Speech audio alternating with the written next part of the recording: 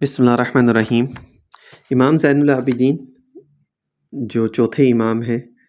اور امام حسین رضی اللہ تعالیٰ عنہ کے بیٹے ہیں، اور یہ واحد تھے جو کربلا میں بچ گئے تھے، بیمار تھے، اور انہوں نے پوری جو بھی منظر تھا کربلا کا، اس کے بعد شام ان کو لے کے جایا گیا، پھر مدینہ آئے، جو بھی کچھ بھی ہوا اہل بیت کے ساتھ وہ سب انہوں نے اپنی آنکھوں سے دیکھا، اور اس لیے یہ بہت زیادہ رویا کرتے تھے کیونکہ وہ سارا منظر ان کی آنکھوں کے سامنے تھا، تو اس لیے یہ بہت زیادہ روتے تھے۔ اور لیکن یہاں آج جو میں آپ لوگوں کو بتانا چاہ رہا ہوں کہ حضرت شیخین رحمت رضی اللہ تعالیٰ عنہ، یعنی حضرت ابوبکر، حضرت عمر رضی اللہ تعالیٰ عنہ کے بارے میں حضرت امام زین العابدین کی رائے کیا تھی، یعنی آپ صلی اللہ علیہ وسلم کے صحابہ کے بارے میں حضرت امام زین العابدین کیا رائے رکھتے تھے، ٹھیک ہے، ان کو کن الفاظ میں یاد کیا کرتے تھے۔ صحیفہ کاملہ اہل تشریح میں بہت معتبر ہے، اس کے اندر یہ عبارت ہے، عبارت کا ترجمہ میں آپ لوگوں کے سامنے کر دیتا ہوں، اور اگر کسی کو عبارت بھی چاہیے ہو، کسی کو یقین نہ ہو تو مجھے میسج کر دیں، میں اس کو پوری عبارت جو ہے نا وہ بھی سینڈ کر دوں گا۔ امام زین العابدین فرماتے ہیں کہ اے خدا، تمام پیغمبروں کے ساتھیوں جنہوں نے کفار کی تکذیب کے وقت ان پیغمبروں کی تصدیق کی اور ان کے ساتھ ایمان لائے، بخشش کر اور ان سے راضی ہو جا، ساتھ یاد کر اور محمد صلی اللہ علیہ وآلہ وسلم کے صحابہ کی فضیلت تمام پیغمبروں کے صحابہ پر ہے۔ اب یہاں پر تمام صحابہ کے بارے میں بات ہو رہی ہے، یہاں پر صرف 3-4 صحابہ کے بارے میں بات نہیں ہو رہی ہے، تمام پیغمبروں کے صحابہ پر ہے، چنانچہ آپ صلی اللہ علیہ وآلہ وسلم تمام رسولوں کے سردار ہیں، اور آپ کے صحابہ تمام پیغمبروں کے صحابہ کے سردار ہیں، چنانچہ اصحاب محمد صلی اللہ علیہ وآلہ وسلم کے حق میں امام زین العابدین نے خصوصی دعا فرمائی ہے۔ اب یہ تمام صحابہ کے بارے میں، کوئی 3-4 صحابہ کے بارے میں نہیں ہے۔ خدایا خاص طور پر اصحاب محمد صلی اللہ علیہ وسلم پر اپنی مہربانی کر اور انہیں اپنی بخشش اور رضامندی سے نواز۔ اس کے بعد حضرت امام زین العابدین کی صحابہ کی مدح پر آئے تو فرماتے ہیں، جنہوں نے اچھا کیا پیغمبر کا ساتھ اور اس ساتھ کا حق خوب بجا لائے، اور جنہوں نے آپ صلی اللہ علیہ وسلم کی مدد میں اپنی جان و مال بہتر طریق پر صرف کر دیا، یعنی آپ صلی اللہ علیہ وسلم کو درمیان میں لا کر دشمنوں سے مخالفت کی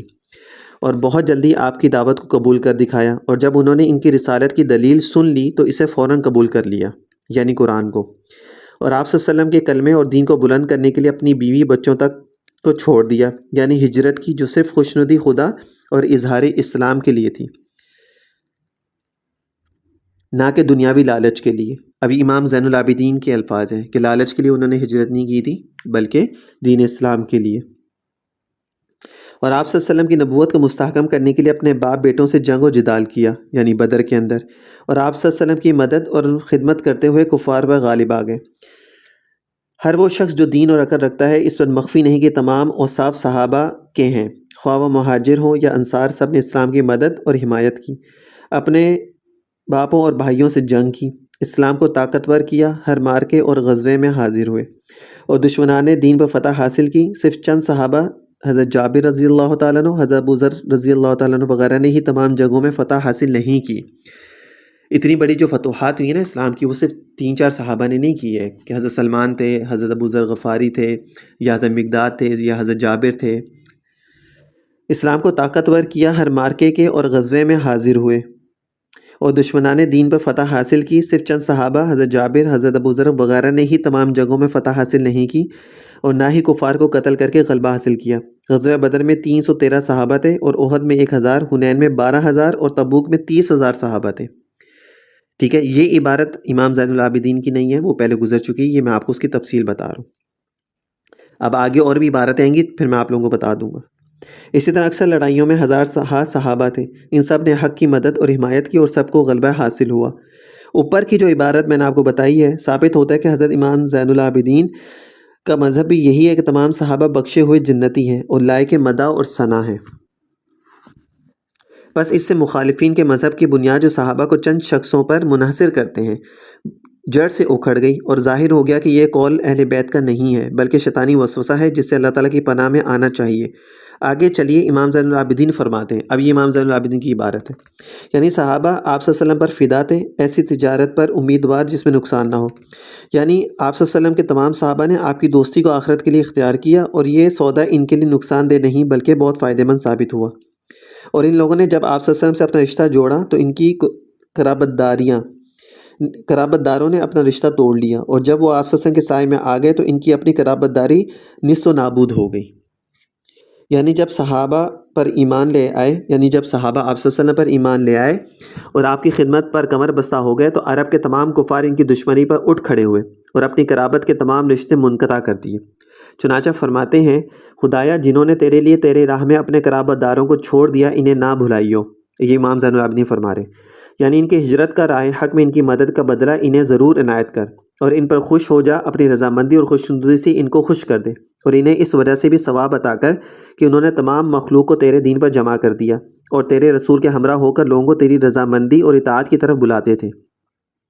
کیونکہ وہ آپ صلی اللہ علیہ وسلم کی محبت میں کامل تھے اور ان کی محبت صرف اللہ ہی کے لیے تھی، اس لیے وہ دوسروں کو بھی اللہ کے دین کی طرف بلاتے تھے اور بہت سارے لوگوں کو دین اسلام پر اکٹھا کیا، یعنی ہزارہ مرد اور عورتیں ان کی کوشش سے ہلکا بغوش اسلام ہو گئے۔ اب کتنے اچھے الفاظ سے یہ صحابہ کو یاد کریں، ان کے لیے دعا بھی فرما رہے ہیں، ان کی حمد بھی کر رہے ہیں، اللہ تعالیٰ سے ان کے لیے ایک سفارش بھی کر رہے ہیں۔ اگر کوئی شخص اہل بیت و قرآن کی راہ کا متلاشی ہے تو وہ اس مقام پر غور کرے اور فوراً وسوسے شیطانی سے فوراً توبہ کر لے اور قرآنی راہ پر آ جائے، کیونکہ حضرت ابو ذر، عمار اور ان کے ساتھ چند دوسرے آدمیوں نے تمام شہروں میں کفر کا رد نہیں کیا، بلکہ سارے صحابہ کی زندگی میں بھی اور آپ کی وفات کے بعد بھی مخلوق خدا کو دین اسلام پر اکٹھا کرنے والے اور تعلیم و ارشاد کرنے والے تھے۔ کوئی احمق بھی ایسی بات نہیں کرے گا چاہے جائے کہ وہ قرآنی تعلیم کا دعویٰ کرنے والا بھی ہو۔ حضرت امام زین العابدین آگے فرماتے ہیں، اور بدلہ دے ان کو جنہوں نے تیری راہ میں اپنے شہر اور قوم کو چھوڑ دیا اور اعلیٰ معیشت کو چھوڑ کر ادنا معیشت اختیار کی۔ یعنی صحابہ جتنے حضرت ابوبکر، عثمان، یہ لوگ بڑے امیر لوگ تھے، انہوں نے اس سب چیزوں کو چھوڑا، آسائشوں والی زندگی کو، سکون راحت والی زندگی کو چھوڑ کر، اور جب مکہ میں تھے تنگ دستی والی مشکل والی زندگی کو اپنایا، اور پھر جب ہجرت کی وہ بھی مشکل والی زندگی۔ اور ان لوگوں پر احسان فرما جنہیں تو نے اپنے دین میں اضافہ کرنے کے لیے زیادہ کر دیا۔ یعنی ہجرت کے بعد جن لوگوں پر ظلم ہوا ہے وہ مہاجرین اولین ہی ہے، اور ان کی وجہ سے دین حق کو غلبہ اور فتح حاصل ہوئی اور بہت سارے لوگ مسلمان ہوتے۔ نیز فرماتے ہیں، خدایا ان متتابعین صحابہ پر بھی جزائے خیر دے جنہوں نے نیکی اور راہ حق میں اختیار کرنے میں تیرے صحابہ کی پیروی کو اختیار کیا۔ جو لوگ یہ دعا کرتے ہیں کہ ہمارے سابقین بالایمان بھائیوں کو بھی بخش دے، یعنی صحابہ کے حق میں دعائے خیر کرتے ہیں اور ان کے لیے بخشش مانگتے ہیں۔ امام زین العابدین کی اس کلام میں اشارہ ہے کہ مسلمانوں کی تیسری قسم وہ لوگ ہیں جو صحابہ کے حق میں دعائے خیر کرتے ہیں۔ بس ثابت ہو گیا کہ قرآن اور اہل بیت کے مذہب کے مطابق اہل سنت تابعین صحابہ ہی ہیں جو ان کے حق میں دعائے خیر کرتے ہیں اور ان میں سے کسی کے ساتھ کینہ نہیں رکھتے، اور حضرت سجاد یعنی امام زین العابدین کی دعائے بخشش بھی انہی کے لیے ہے۔ بس یہی لوگ بخشے ہوئے ہیں اور سب خیر ہے اور صاحب خیر ہیں۔ ان کے مخالفین پھر سن لیں کہ جناب زین العابدین تابعین کی تعریف میں کیا فرماتے ہیں۔ اب پھر آگے امام زین العابدین کا قول آ گیا، یعنی تابعین وہ لوگ ہیں جنہوں نے صحابہ کی راہ کو دلیل پکڑا اور ان کی راہ پر چلنے کا ارادہ کیا۔ پہلے انہوں نے صحابہ کی تعریف کی، اب ان کے تابعین، یعنی تابعین تو وہ ہوتا ہے نا جس نے اسلام تو قبول کیا لیکن اس نے نبی کو نہیں دیکھا، صحابہ کو تو دیکھا اس نے، اور ان کی راہ پر چلنے کا ارادہ کیا اور صحابہ کے طریقے اور مذہب پر رہے، اور انہوں نے صحابہ کی بصیرت میں کسی قسم کا شک نہ کیا، اور صحابہ کے نقش قدم پر چلنے میں ان کے دل میں کسی قسم کا خوف خطر کا گزر نہ ہوا، اور صحابہ کی روشن ہدایت کی اقتداء کرنے میں کسی قسم کا شک نہ کیا، یعنی صحابہ کو ہدایت پر جان کر ان کی پیروی کی، اور یہ تابعین ہی صحابہ کی حمایت اور مدد کرنے والے ہیں۔ یعنی اگر کوئی ملحد یا گمراہ شخص صحابہ کی پاک جناب میں کسی قسم کی کوئی گستاخی کرتا ہے تو یہ تابعین ان صحابہ سے اس الزام کو دور کر دیتے ہیں اور اس باطن پر کسی قسم کا رحم روا نہیں رکھتے۔ اس لفظ سے مخالفین کے تمام شیطانی وسوسے جن سے وہ صحابہ پر تہمت لگاتے ہیں باطل ہو گئے، اور معلوم ہو گیا کہ صحابہ کے حق میں کسی قسم کا طعن کرنا مسلمانوں کا کام نہیں ہے، بلکہ اہل اسلام کا شیوا ایسے غلط الزاموں کا جواب دینا ہے جو صحابہ پر لگائے جاتے ہیں، اور اس میں شک نہیں کہ یہ وصف اہل سنت کے سوا اور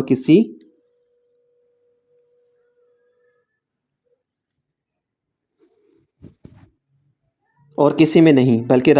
بلکہ رافضی لوگ اپنے فاسد گمان کی بنا پر ان پاک لوگوں کی جناب میں ہزارہ قسم کے طعن کرتے ہیں، اور اسی طرح خارجی لوگ بھی۔ بس معلوم ہو گیا کہ ناجی فرقہ اہل سنت ہی ہے، نہ کہ ان مخالفین۔ نیز امام صاحب فرماتے ہیں، یعنی امام زین العابدین، یعنی تابعین صحابہ کے دین پر عقیدہ رکھتے ہیں، تابعین جو ہیں وہ صحابہ کے ایمان پر عقیدہ دین کے صحابہ کے دین پر عقیدہ رکھتے ہیں اور ان کے راستے پر چلتے ہیں اور ان پر اتفاق کرتے ہیں، یعنی